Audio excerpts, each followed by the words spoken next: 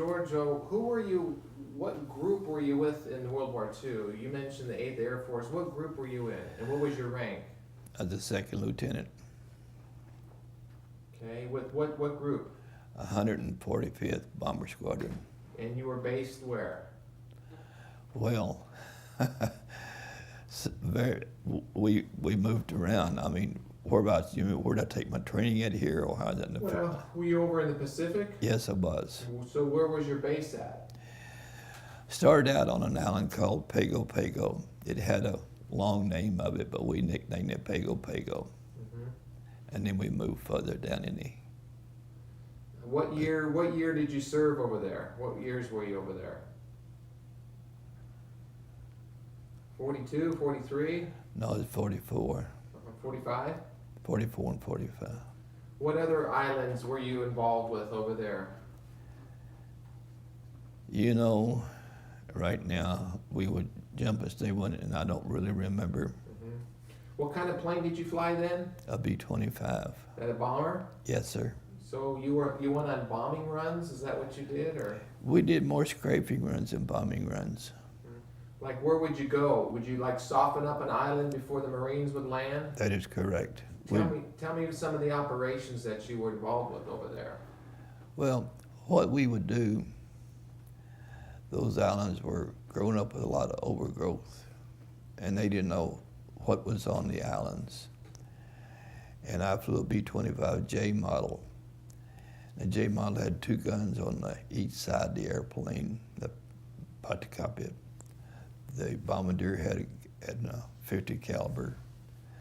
The navigator had a 50 caliber, 2 waist guns, and the tail gunner had 2. And we would all peel off with all the guns going, just like a weed eater. We would clean up the island. And so you had the gunners on the B-25 shooting? Yes. And then you would come in and drop bombs? No, we wouldn't carry bombs So in. just strafing? We were right on the deck, Okay. just like a weed eater, And just stuff was flying. And you were the chief pilot or the captain of the aircraft? Yes, I was the pilot of the airplane, had a co-pilot. Did you by chance go in over Guam or Iwo Jima or Okinawa or anything like that? No, I did not. Now, did you ever encounter Japanese airplanes in the air, or was that something that the fighters would encounter? I was very lucky. We were always looking for some kind of enemy competition, but I was in toward the last of the war, and we had a lot of fighters over there, and there wasn't much contest then. How many hours or missions did you fly while you were in World War II? We called them sorties, and I don't really recall how many sorties. I didn't keep count of it. And you were one of several young men from Owensboro that joined the Air Force? Yes. Was it called the Air Force or the Air Corps? Air Force. There were 5 of us young boys that built model airplanes, and we all started doing it at a very young age, like, I don't know, 12, 13, something like that. And when the war came about, why, I was working at the airport, and he had a WWII program, that's War Training Service, and I had a deferment. 3 of the boys were drafted, and they were all in the Air Force flying airplanes. And one of them had mastoid problems, and he flunked out. So he went to New York and joined the British Ambulance Corps and went to England and drove an ambulance. And I wasn't that patriotic then, but I gave up my deferment and joined the Air Force because, well, when the war was over, I thought, well, everybody asked me, well, what did you do? I said, well, I worked out here at the airport. I couldn't take that. So I volunteered and joined the Air Force. How old were you then when you joined? You remember how old you were? I think I had to wait. I was 17 and a half when I gave up my deferment, but I had to be 18, I believe, before they actually took me. Mm-hmm. And so how old are you now? 80? I'll be 81 next month. Okay. Okay. So you're just a young teenager going to war, huh? I had never been out of the city of Owensboro. Was it like a culture shock for you to go around the world, or were you ready to get out and do something? No, I was scared to death all the time.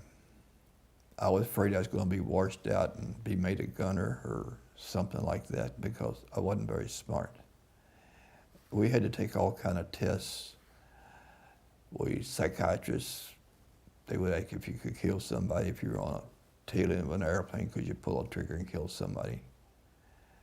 And it wasn't easy getting through.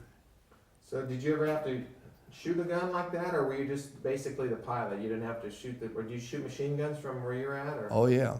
I remember the first raid that went on. Tell me a little bit.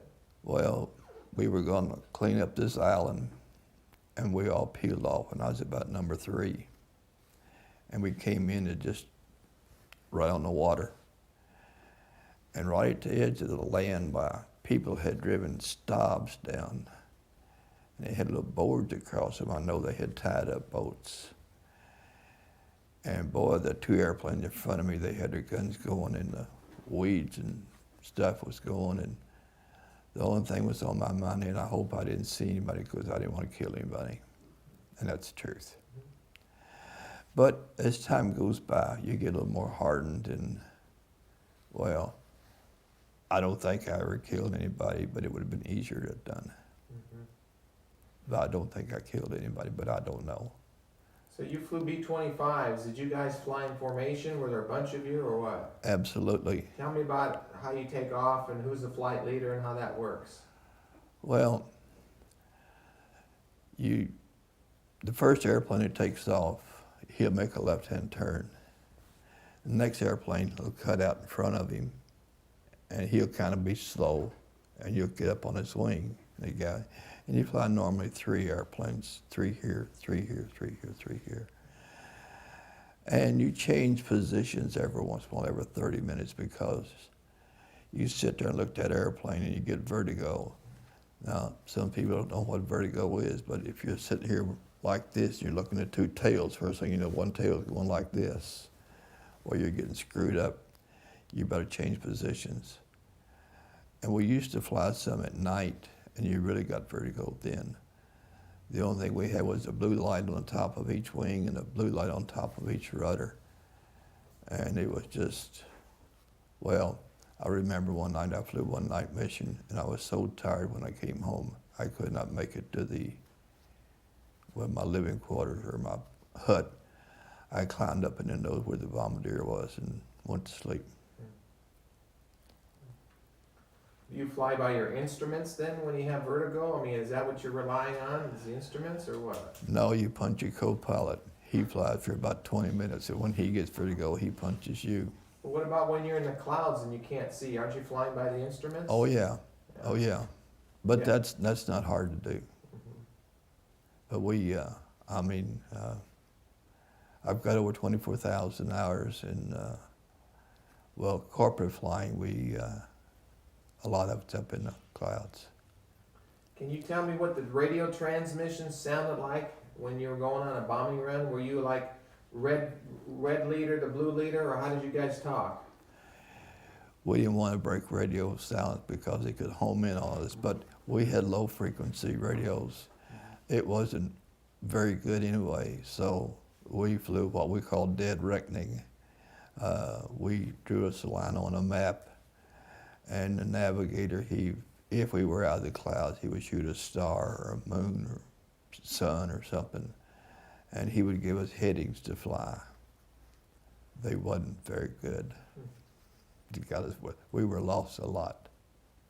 So you did strafing runs over islands before marine landings, like you said? Well, what was going in. It could have been the amphibious engineers going to build a runway or something. In other words, when they wanted it cleaned up, we cleaned them up for them. Well, do you know much about Iwo Jima, the battle at Iwo Jima? Only what I have read. Well, I heard that the Air Force bombed Iwo Jima for 72 consecutive days and it didn't do any good Well, because they were underground. this is the Japanese knew that even us, when we came in, they would dig holes that were underground. So even though, however, we cleaned up a lot of the underbrush or the overbrush, you might say, whereas they couldn't hide when they come out of the hole, they would see them. So maybe we were able to destroy some of the planes on their airfield, you think, or something with the bombings? I mean, 72 days, that's a lot of bombing. Well, I know that they did a lot of good in 72 days because I know what bombing's like because I've been over where it's at. You think they were the same kind of planes that you flew that they were dropping bombs out of on Iwo Jima? They had a Betty, which was their main bomber, and then they had a bunch of Zeros. The Betty was a good airplane. It was a bomber. And it could have been on the ground. I mean, I don't know what was on Iwo Jima. Were they B-29s probably that were flying over there? When you say Bettys, is that what you're talking about? Or? No, the Betty was a Japanese bomber. Oh, okay.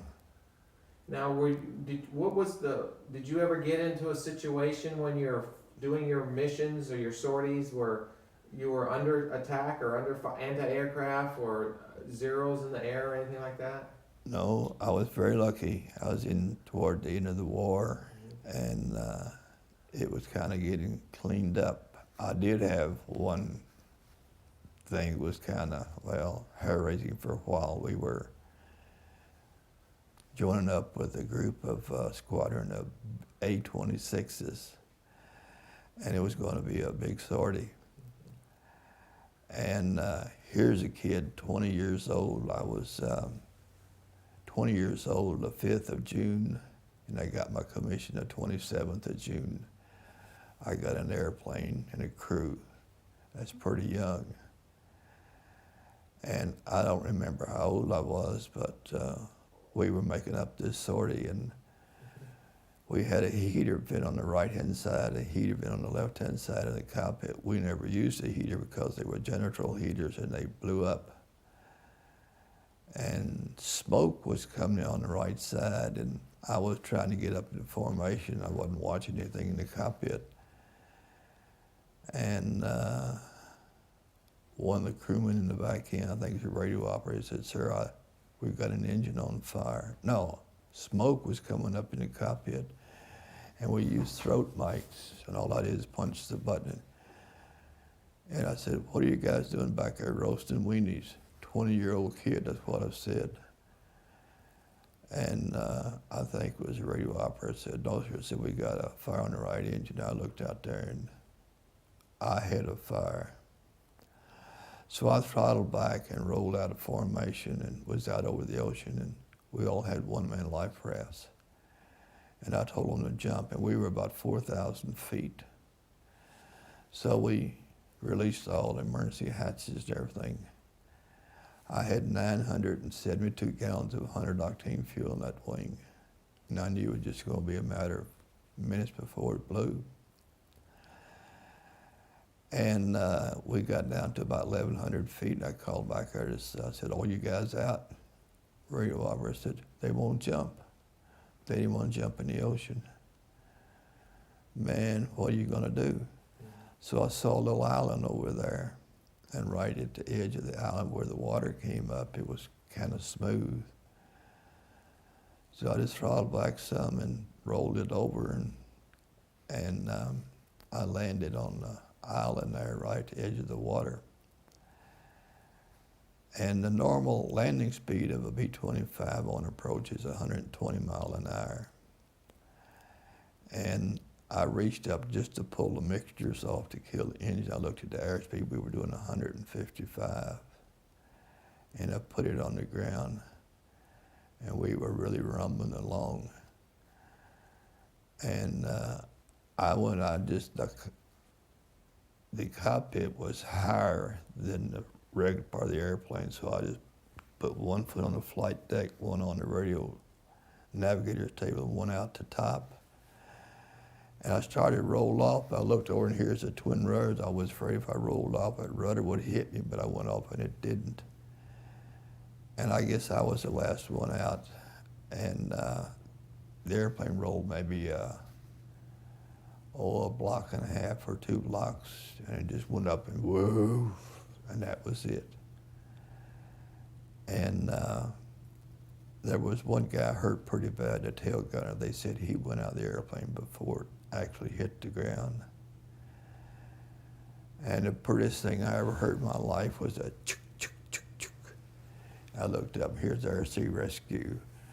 When we went out of formation, the squadron called RC Rescue, and they must have been pretty close by. Now, it was a PBY, and they wouldn't bring the airplane in, but they brought medics in life vests. And they took care of everybody. And one of the medics came up to me and asked me if I was okay, and I said, yeah, I'm okay. And he turned around and walked off. And he turned back around again. He said, sir, would you like to have a drink? I said, yeah, I believe I would. And he had these little bottles of whiskey, you know. And he handed me one, and I was shaking so bad I couldn't get the cap off. And he asked me, he said, sir, would you like me to take the cap off? And I told him yes. I couldn't even take the cap off of the bottle of whiskey. But we all got home, and they took him somewhere else, and I heard he got okay. So you saved the whole crew? Yes, we were lucky, very lucky. Did they give you any type of award for that? Or No. I just line of duty. I started to ditch it in the water, but I knew that some of them would drown or would probably blow up before it got in the water. Were you praying all the way down, or what were you doing? I mean, what are you thinking about? You want me to tell you the truth? I was scared. Are any of those men still alive from that plane? Do you stay in touch with them at all, or? I did for a while. The last one I was in touch with is dead. But no, I didn't stay in touch with all of them. How about after the war? Were there certain men that you stayed in touch with? Oh yes. One of them is in Houston, Texas right now. He just retired from, he was head of a big corporate company. He was chief pilot. As a matter of fact, I almost went to work with him several years ago, flew for him. But I didn't. So are you proud that you served our country? Yes, they are. Have people thanked you for that? I imagine, yeah. Being in the war, being in the service, it was a lot different than it is today.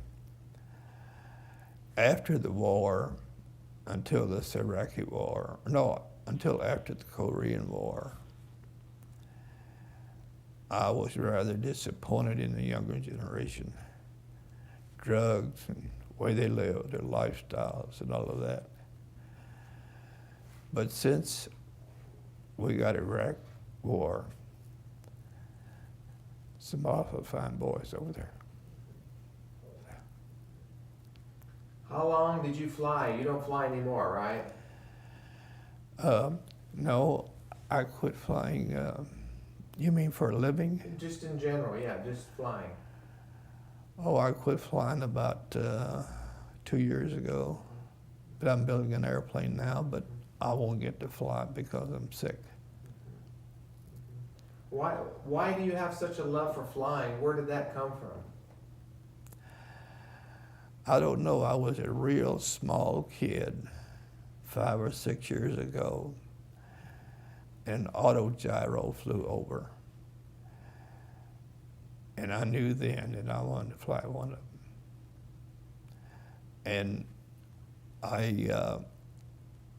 my father was an alcoholic. And we lived in a little house that was 3 rooms on one side and 3 rooms on the other side. And our rent was $30 a month. There were 5 of us lived in these 3 little rooms. And to help make a living, when I was in high school, I went to school a half a day. And I rode a bicycle 3 miles up a railroad track to the airport. I'd work a half a day for 5 days, Saturday and Sunday, and I made $10 a week. That was $40 a month. I gave my mother that $10. She'd take $30 of it and pay the rent. That $10 went for groceries. That's how I was raised. And you just, as a little boy, wanted to fly someday, and you fulfilled your dream. I really did. Was it the Air Force that helped you fulfill it, or were you flying before the Air Force? I was flying before I went into service.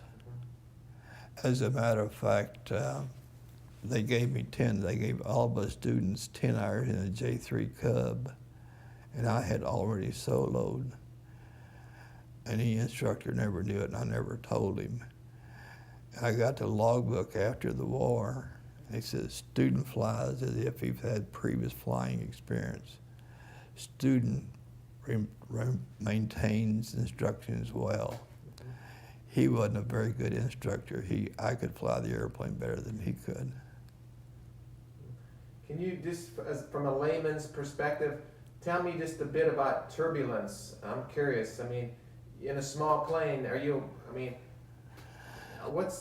should people be afraid of turbulence when they're flying? I mean, it's just, what is it, pockets of air, or what is it? Well, as the sun heats the ground and the air, it rises, and it rises, it cools off, then it comes back down. But you can get ahead of over the turbulence, depending on how hot the sun and everything is.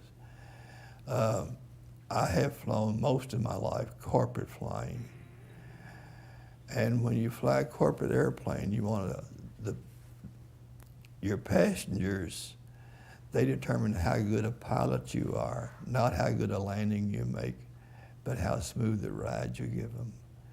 And we've got wonderful radars now. They can be all kind of storm and lightning and stuff, and we can pick our way through there, and you can sit a glass of water on a table and never spill a drop.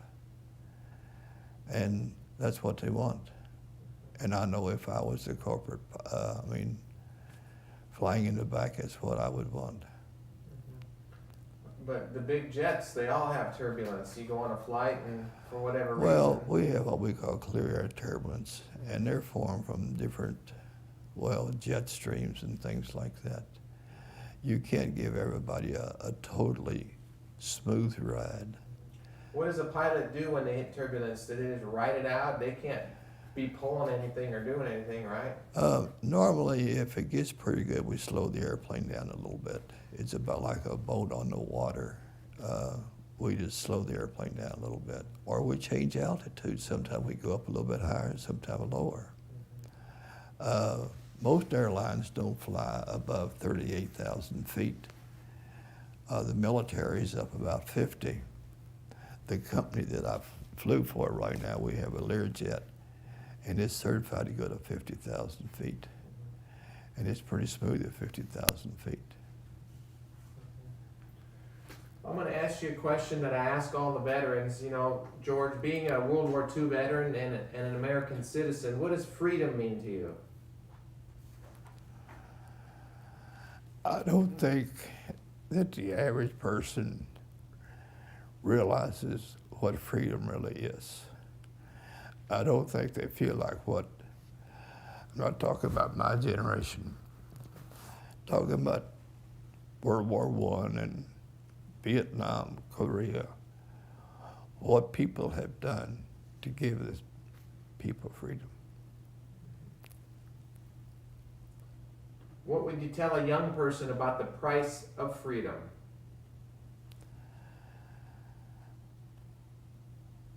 I don't really know. I don't really know. The reason I say that, the younger generation, I don't think they can comprehend how lucky they are right now to have what they have. When I grew up, my first automobile, it was a wrecked Model A. I gave $7 for it. My first airplane, I gave $200 for it and was crashed. I'm building an airplane, a home built right now that'll cruise over 200 miles an hour. It's an acrobatic airplane. I've got over $100,000 in it. What does the American flag mean and represent to you?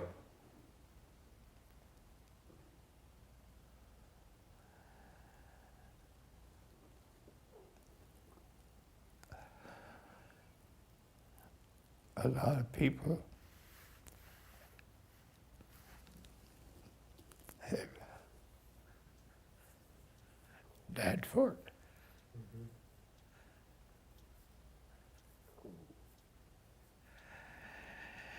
It's been pretty rough.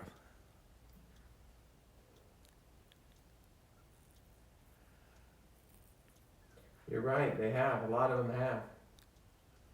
And I think a lot of people don't respect the flag, you know? They don't. They really don't. It means a lot to the veterans, though. It does. It's the reason why I don't really like to talk much about it. Well, no, you know, I tell you, I've talked to over 250 veterans, and they have seen firsthand, you know, why we're free, and people in our country don't realize it because they've never not been free. We live in a free country, but like Memorial Day tomorrow, a lot of people don't really acknowledge it. They go on picnics and have a good time, which I guess is good. You know, they have sales at stores, and you know, but you know the real meaning behind that, or Veterans Day. You know, it's important that we remember. Well, my film series is called Lest They Be Forgotten. If we don't remember, we're going to forget. Oh, I think it'll be forgotten. Don't get me wrong. I think it was just last year they built the World War II memorial, you know. In Washington, yeah. That since it took so long for them to recognize all the World War II veterans, I feel like they just well forgotten that. It took a long time. I know. I agree. I haven't seen a Vietnam Wall, but I don't want to see it. Can I ask now? You have cancer, throat or what? No, it started out with just a little thing here, and it's going all down through here and down through It was here. outside on your face, or No, what? it was on a saliva gland. It was inside or something. Yes, How long ago did they find that? November the 11th last year. How did you know something was wrong? I mean, what? Every time I shave, I could feel it under there. What? Just like it hurt or what? No, just a little lump. Yeah. And I've had 7 hours of surgery, 33 treatments of radiation, and now I'm on chemo. Nothing has worked. So can I ask why they have chemo going now? I mean, what's the purpose of that? They think it will extend my life 2 or 3 months. They say I have about 4 or 5 months to live. What do you want people to remember about you, George? About your life, airplanes, and I was a good father. I have a wonderful wife, 2 wonderful kids. And my daughter has 2 kids, and my son has 3 little boys. do they all love flying too, you think, or? My son, I soloed him on his 16th birthday. And when he got his license, he had to fly a 3-legged trip. And each leg had to be 100 miles. And he was flying a little bitty airplane, had a 65 horsepower engine in it. I had a Bonanza that cruised 200 miles an hour. He didn't know it, but I followed him all the way. And whenever he'd land, I'd just play around out there when he refueled and took off. And he flew to Terre Haute, Indiana, and after I saw he had Terre Haute made, I pushed the throttles up, went on and landed, and was sitting there waiting for him. And when he came in, he said, "Well, Dad, what are you doing here?" I said, "Well, thought I'd just come up here and buy you lunch." So we had lunch, and he said, "Well, I'll see you in Owensboro." I said, "Okay." Well, when he took off, I followed him all the way to Owensboro. Mm. And I told him that years later. He said, "Well, what would you have done if I didn't quit and I'd have crashed that airplane in the field or something?" I said, "I'd have bellied in right beside you." They all live around here? No, my son's a doctor in Shreveport, Louisiana, and my daughter is going through nursing school here. She wants to be a nurse. Good. Good. Well, George, I'm going to ask you to do one more thing. I ask all the veterans if it's okay with you. I'd like you to look. I want you to look into the camera and give me a salute. Could you do that for me from right where you're sitting? Yes, sir. Okay, thank you.